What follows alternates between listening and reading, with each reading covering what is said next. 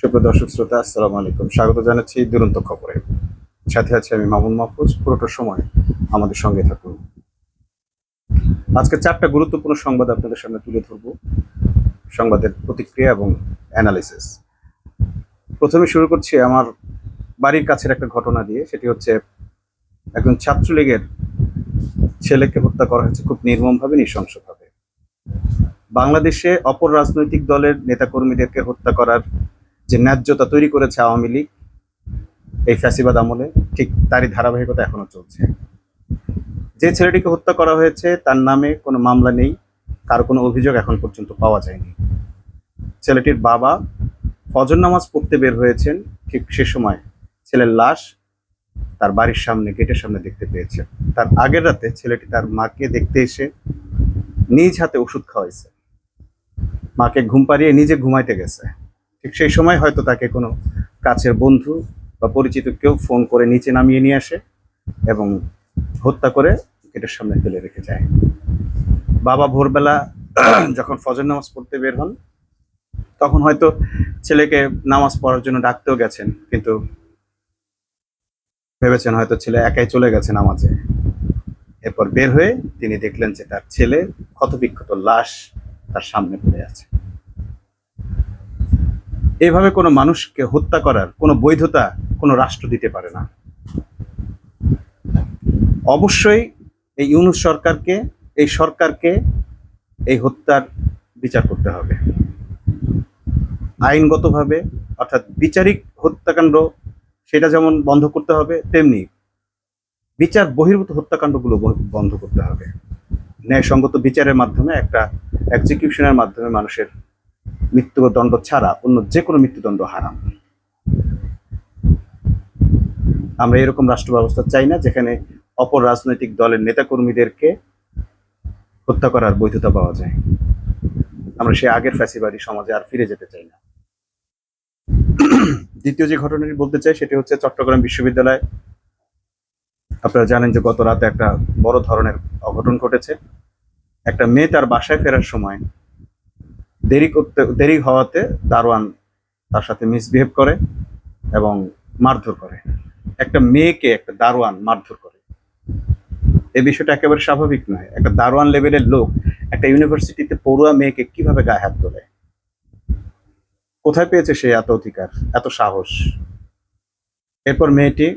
এরপর মেয়েটি কিছু ব্যবস্থা নেওয়ার আগে আশপাশের লোকজন দেখে দারোয়ানকে এসে একটু ধমক ধমকি দেয়, উত্তম মধ্যম দেয়। দারোয়ান আবার তার নিজস্ব লোকদেরকে ডেকে নিয়ে এসে সেই ভাড়াটিয়াদের, আশপাশের লোকদের উপর চড়াও হয়। এরপর মেয়েটি বিশ্ববিদ্যালয়ের স্টুডেন্টদেরকে ফোন করে ডাকে। সেখানে যারা ছুটে যায়, এদের সঙ্গে, দারোয়ানের লোকদের সঙ্গে, সমর্থকদের সঙ্গে বড় ধরনের একটি সংঘর্ষ বাধে এবং এই সংঘর্ষকে পত্রিকাগুলো, মিডিয়াগুলো এলাকাবাসীর সঙ্গে ছাত্রদের সম্পর্কগুলো প্রচার করে বেড়ায়। দুর্বৃত্তদের সাথে সংঘর্ষ, সেটাকে এলাকাবাসীর উপর চাপিয়ে দেয় এবং এলাকাবাসীকে এই সংঘর্ষে জড়িত করে। আর যখন এলাকাবাসী জড়িত হয় তখন তাদের সঙ্গে পতিত আওয়ামী লীগের, ছাত্রলীগের, যুবলীগের এমন অনেকেই এখানে জড়িত হয়। এদের সাথে সাথে এলাকাবাসীর ছদ্মাবরণে যুক্ত হয় বিএনপি। সর্বশেষ ঘটনা দেখা যায় বিএনপির এমন একজন নেতা সেখানে জড়িত, যে বিএনপির ঊর্ধ্বতন নেতৃবৃন্দ, এবং তার নাম হচ্ছে উদয় কুসুম বড়ুয়া। তাকে শেষ পর্যন্ত বিএনপি থেকে বহিষ্কার করা হয়। বিএনপির অনেকেই প্রথমে অস্বীকার করেছে, বিএনপি পন্থীরা অস্বীকার করেছে, কিন্তু শেষ পর্যন্ত রুহুল কবির রিজভী তাকে বহিষ্কার করতে বাধ্য হয়। সেই ঘটনাকে আরো উস্কে দেয়, এলাকাবাসীকে ডেকে ছাত্রদের উপর হামলা করতে উৎসাহিত করে। আবার অপরদিকে ছাত্রদের পক্ষ থেকে একটা গ্রুপ অতিরিক্ত বাড়াবাড়ি করে। সে বাড়াবাড়িটা কেমন? বাকচাষের একজন আহত হয়, প্রথমেই বাকচাষের একজনকে কুপিয়ে আহত করা হয়। স্বাভাবিকভাবেই রক্তকরম, তারা এই ঘটনার তীব্র প্রতিবাদ জানায় এবং তারাও হামলা করে। উভয় পক্ষই দেশীয় অস্ত্র ব্যবহার করে। এই ছাত্রদেরকে ঠান্ডা করতে, একটা সমঝোতায় আনতে একটা গ্রুপ খুব জীবন দিয়ে মরিয়া হয়ে কাজ করে, চেষ্টা করে। কিন্তু সেই গ্রুপের যখন উভয় পক্ষকে শান্ত করে দেয় এবং ছাত্রদেরকে হলে ফিরিয়ে আনার চেষ্টা করে, ফিরিয়ে আনার ব্যবস্থাও করে, ঠিক সেই মুহূর্তে বা শেষের নামধারী কয়েকজন স্টুডেন্ট অতিরিক্ত বাড়াবাড়ি করে সে সংঘর্ষকে আরো বড় ধরনের সংঘর্ষে রূপ দেয়। এরপর সেখানকার প্রভিসি সহ আরো কয়েকজন শিক্ষক এবং ছাত্ররা মারাত্মক রকম ভাবে আহত হয়। এই আহতের সংখ্যা শতাধিক। আমরা এমন অনেক মেসেজ পেয়েছি যারা জীবনটা ভিক্ষা পর্যন্ত চেয়েছে, যে ভাই আমাদেরকে একটু বাঁচান, আমাদেরকে চতুর্দিক থেকে ঘিরে রেখেছে। এটা যেন একেবারে যুদ্ধের পরিস্থিতি তৈরি হয়ে গেছে।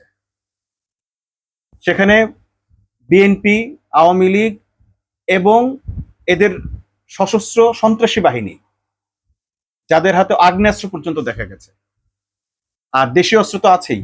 আমরা ভিডিও ফুটেজে দেখেছি বড় বড় দাও দিয়ে ছাত্রদেরকে কোপাচ্ছে। বিশ্ববিদ্যালয়ের প্রভিসি কানতে কানতে বলেছেন যে আমার ছাত্রদেরকে কুপিয়ে মেরে ফেলছে। এই কোন ধরনের রাজনীতি? কোন বাংলাদেশে প্রবেশ করলাম আমরা? বিশ্ববিদ্যালয়ের ছাত্রীর গায়ে একজন দারোয়ান হাত তোলার সাহস রাখে, এটা কোন বাংলাদেশ? এই দারোয়ানদেরকে আমরা দেখেছি যখন ছাত্ররা জুলাই যুদ্ধের সময় দরজা গেট খুলতে বলছে, গেট খুলে নাই। কুমিল্লাতে আমরা সেই পৈশাচিক ঘটনা দেখেছি। আঙ্কেল দরজাটা খোলেন, আঙ্কেল গেটটা খোলেন। মেয়েরা ছেলেরা গেছে বাঁচার জন্য, পুলিশের গুলি থেকে বাঁচার জন্য চিৎকার করে গেটের সামনে গিয়ে দাপাইছে, কিন্তু দরজা গেট খোলে নাই। এই দারোয়ান শ্রেণীর উদ্ভব হলো কোত্থেকে? আর এই রাত 11টার পর গেট খোলা হবে না, এই আইন কে বানালো? কিভাবে বানালো? এটা যদি মানুষের জন্য আইন হয়ে থাকে, মানুষের নিরাপত্তার জন্য আইন হয়ে থাকে, তাহলে এই আইন এত অমানবিক কিভাবে হয় যে কখনো ঘটনাচক্রে যদি কেউ দেরি করে আসে তার গেট কেন খোলা হবে না? রাষ্ট্রকে এগুলোর ব্যাপারে কখনো নাক গলিয়েছে? আমার নিজের ব্যক্তিগত অভিজ্ঞতা এমন আছে, আমি টেলিভিশনে চাকরি করার সময় আমার অফিস থেকে যেতে প্রায় 12টা 12:30 বাজতো। আর প্রতিদিন এই দারোয়ানকে হাতে পায়ে তেল মালিশ করতে হতো বাসায় ঢোকার জন্য। একটা সময় বকশিসেও কাজ হয় না, হাতে পায়ে তেল মাখালেও কাজ হয় না। মানে তার ডিমান্ড দিন দিন বাড়তে থাকে। সে নিজেকে জমিদারের পেয়াদা এবং জমিদার ভাবে। শেষ পর্যন্ত পুলিশ নিয়ে আমাকে আমার বাসায় ঢুকতে হয়েছে। টেলিভিশনের গাড়ি নিয়ে থানায় গিয়েছি, থানা থেকে ওসিকে নিয়ে এসে তারপরে বাড়িওয়ালাকে কল দিয়ে আমাকে বাসায় ঢুকতে হয়েছে। এই আইন কে বানিয়েছে যে রাত 11টার পর বাড়িতে ঢোকা যাবে না?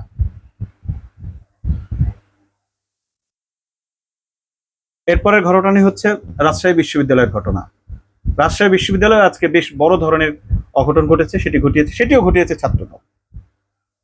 সাধারণ শিক্ষার্থীরা এবং শিবির যখন মনোনয়নপত্র আনতে গেছে ডাকসু নির্বাচনের জন্য, তখন মনোনয়নপত্রে সে কোষাধ্যক্ষের অফিস বন্ধ করে দিয়েছে, তালা মেরে দিয়েছে ছাত্রদল। সব মিলে হয়তো 200 ছাত্রদল ছিল। 25,000 শিক্ষার্থীর ভাগ্য এই 200 ছাত্রদলের উপর নির্ভরশীল হয়ে পড়েছে, জিম্মি হয়ে গেছে। এই সন্ত্রাসী কায়দার রাজনীতি কেন থাকবে বাংলাদেশে? প্রশাসন নির্বিকার। নূরের উপর যে প্রশাসন এত কিছু করতে পারলো, সেই প্রশাসন এখানে একেবারে নির্বিকার। ছাত্ররা, বিশ্ববিদ্যালয়ের ছাত্র দলের ছেলেরা, বিশ্ববিদ্যালয়ের একেবারে ছাত্র দলের প্রার্থী, যারা এই নির্বাচনে প্রার্থী, তারাই দুঃসাহস দেখিয়েছে, সন্ত্রাসী কার্যকলাপ করেছে। সে কিভাবে প্রার্থী হয়? বিশ্ববিদ্যালয়ের সম্পদ ধ্বংস করার অধিকার কি তাদের আছে? বিশ্ববিদ্যালয় অ্যাক্ট অনুযায়ী কোনো সম্পদ, এই সম্পদের ক্ষতি সাধন কোনো ছাত্র করতে পারে না, তাহলে তার ছাত্র তো থাকতে পারে না, কিন্তু সেটা তারা করেছে। তারপর সাধারণ শিক্ষার্থীরা, শিবির সবাই মিলে প্রতিরোধ গড়ে তুলে সবশেষ সেখানে কিন্তু তারা ফরম নিয়েছে। কয়েক ঘন্টা তাদের এই সংঘর্ষ চলে। কেন এটা করতে হবে? নিজেদের জয় নিশ্চিত না করা পর্যন্ত নির্বাচন বানচাল করার এই খেলা কতকাল চলবে? 90 সালে বিএনপি ক্ষমতায় আসার পর 92 থেকে সকল ছাত্র সংসদ নির্বাচন বন্ধ হয়ে গেছে। আর এরা এখন ক্ষমতায় আসার আগেই সমস্ত নির্বাচন বন্ধ করার পায়তারা করছে। তাদের শুধু জাতীয় নির্বাচন লাগে, জাতীয় নির্বাচন করে তারা এমপি হবে, চুরি বাটপারি করবে, সম্পদের পাহাড় করবে। এগুলো যদি তারা সত্যিকারের গণতন্ত্র চায়, তাহলে কেন রাজনৈতিক কর্মকাণ্ডগুলো তারা বন্ধ করতে চায়? নির্বাচন কেন তারা বন্ধ করতে চায়? দর্শক, আপনাদের জন্য আরেকটা ঘটনা তুলে ধরি।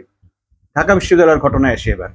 সেখানে ছাত্র শিবিরের প্রার্থী, জিএস প্রার্থী এস এম ফরহাদের বিরুদ্ধে একটি রিট পিটিশন করা হয়েছে। তার আগে ছাত্র শিবির বা ঐশী জোটের, ঐক্যবদ্ধ শিক্ষার্থী জোটের নারী প্রার্থী জুমার বিরুদ্ধে, ফাতেমা তাসনিম জুমার বিরুদ্ধে মিডিয়া ট্রায়াল হয়ে গেছে। মিডিয়াগুলো ডেকে ডেকে যার সঙ্গে শিবিরের বা এই তরুণ প্রজন্মের কোনো সম্পর্ক নেই, সেই 1971 প্রসঙ্গ ছাড়া তাদের কোনো আর প্রসঙ্গই নেই। ছাত্রদেরকে প্রশ্ন করতে হবে, ঢাকা বিশ্ববিদ্যালয়কে আপনি কেমন দেখতে চান, কিভাবে সাজাবেন। 1971 নিয়ে প্রসঙ্গ কেন ছাত্রদেরকে করতে হবে? এই উস্কানি মিডিয়া কার টাকায় দিচ্ছে? কত কোটি টাকার বিনিময়ে তারা এই উস্কানিগুলো ছড়াচ্ছে ছাত্রীদের মাঝে। সকলে মিলে এমন ভাবে প্রশ্নবাণে জর্জরিত করে, তখন বাঁচার জন্য এবং রাগত স্বরে মানুষ কোনো কথা বললে সেটা নিয়ে আবার অপরাজনীতি শুরু হয়। জুমা শেষ পর্যন্ত এইভাবে বলেছে যে ঠিক আছে, আপনারা যদি জামাত শিবিরের ভূমিকা নিয়ে এখনো প্রশ্ন তোলেন, তাহলে চাকমাদের ভূমিকা নিয়ে কেন প্রশ্ন তোলেন না? মুক্তিযুদ্ধে চাকমাদের ভূমিকা কি ছিল? এরপর আমরা দেখলাম চাকমা এক মেয়ে ঝুমার বিরুদ্ধে স্টেপ নিয়েছে যে তাকে এই করতে হবে, সেই করতে হবে। সে বলছে মুক্তিযুদ্ধে চাকমাদের ভূমিকা ছিল। মুক্তিযুদ্ধে চাকমাদের ভূমিকা কি রকম ছিল এটা তো ঝুমা দেখেনি। 1971 সালে স্বাধীনতা সময়ে জামাত ইসলাম শিবিরের ভূমিকা কি ছিল সেটাও জুমা দেখেনি। ইভেন চাকমাদের কি ভূমিকা ছিল সেটাও জুমা দেখেনি। পুরোটাই জুমা জেনেছে ইতিহাস পড়ে। তাহলে ইতিহাসে কি লেখা আছে চাকমাদের ভূমিকা, চলেন আমরা জেনে আসি। দৈনিক ইত্তেফাকের একটি লেখা আছে,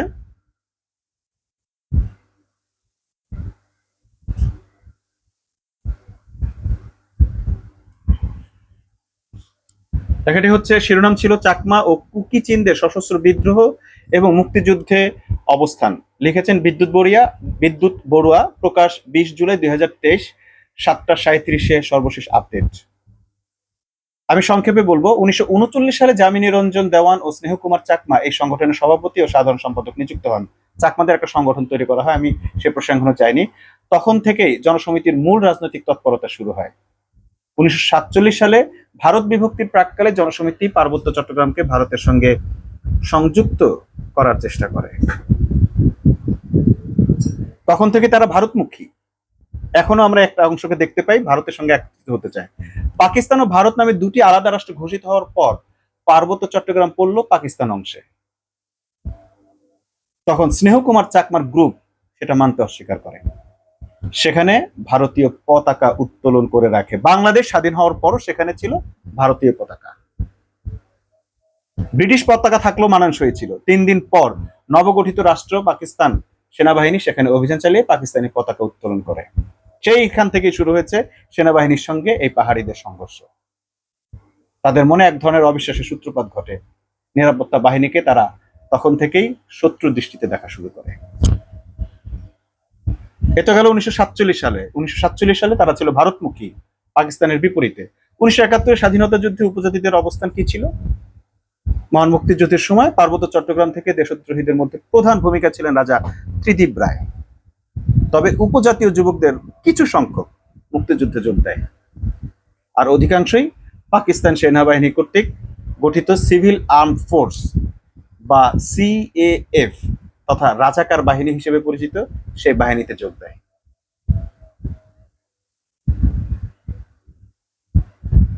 এমনকি মুক্তিযুদ্ধ বিরোধী তৎপরতায় তারা অংশ নেয়। তৎকালীন রাজাকার বাহিনীতে তুলনামূলকভাবে চাকমাদের সংখ্যাই ছিল বেশি। আমি এটা ইত্তেফাক পত্রিকা থেকে পড়ছি। এখানে লক্ষণীয় বিষয়, ভারত বিভাগের সময় পার্বত্য নেতৃত্বে পাকিস্তানের বিপক্ষে অবস্থান করলেও বাংলাদেশের অস্তিত্বের সংগ্রামের সময় ওই নেতৃত্বই আবার পাকিস্তানের পক্ষ অবলম্বন করে। যখন তাদের পাকিস্তানের পক্ষে থাকার কথা তখন ছিল ভারতের পক্ষে, এরপর তারা আবার পাকিস্তানের পক্ষ অবলম্বন করে। রাজার নির্দেশে হেডম্যান কারবারিরা তখন গ্রামের লোকদের জোরপূর্বক রাজাকার বাহিনীতে ভর্তি করে। তারা বেতন পেত এবং অস্ত্র পেত। বলা হয় যে এর জন্যই তারা সিএএফ বা রাজাকার বাহিনীতে যোগ দেয়। চাকমা অন্যান্য উপজাতিদের গুপ্তচর বৃত্তির কারণে স্বাধীন বাংলার বীর মুক্তিযোদ্ধারা পার্বত্য চট্টগ্রামের কোথাও লুকিয়ে থাকতে পারেননি। মুক্তিযোদ্ধাদের যে ওখানে গেলেই তাদেরকে গুলি করে মারা হতো। এমনকি যে আপনারা সবাই জানেন যে বীরশ্রেষ্ঠ মুন্সি বীরশ্রেষ্ঠ মুন্সি আব্দুর রৌফ নানিয়ারচরের বুড়িঘাটে শাহাদত বরণ করেন এই চাকমাদের কারণে। কুকি, বম, খিয়াং, লুসাই, খুমি, তংচঙ্গা সহ অন্যান্য ক্ষুদ্র উপজাতিগুলো এবং মহান মুক্তিযুদ্ধ 1971 সালে বাংলাদেশ স্বাধীন রাষ্ট্র গঠনের বিরোধিতা করে আসছিল বলে সমস্ত প্রমাণ ইতিহাস থেকে পাওয়া যায়। তাহলে আজকের এই বাড়াবাড়ি বড় কথা যে মেয়েটি জুমাকে প্রতিবাদ করে বলছে ইতিহাস থেকে তো সেটা প্রমাণ করতে পারবে না। হ্যাঁ, কিছু সংখ্যক মুক্তিযুদ্ধেও অংশগ্রহণ করেছিল, কিন্তু তাদের অধিকাংশই ছিল রাজাকার বাহিনীতে, এবং সবচেয়ে বেশি রাজাকার বাহিনীতে যোগ দিয়েছে চাকমারা। তাহলে সেই চাকমাদেরকে আপনারা এখন কোলে পিঠে করে মানুষ করছেন, তাদেরকে স্বীকৃতি দিচ্ছেন, তাদের পক্ষে কথা বলছেন, তাহলে জামাত শিবিরের দায় নিয়ে এত কথা কেন আসতেছে, যেখানে শিবির 1977 সালে গঠিত হয়? এই অপরাজনীতি, এই অপকৌশলগুলো জাতির সামনে আজকে প্রকাশ্যে তুলে ধরতে হবে। আমরা সব ধরনের অপরাজনীতি বন্ধ হোক, সেটা চাই। সবাইকে ধন্যবাদ, আবার দেখা হবে। আল্লাহ হাফেজ।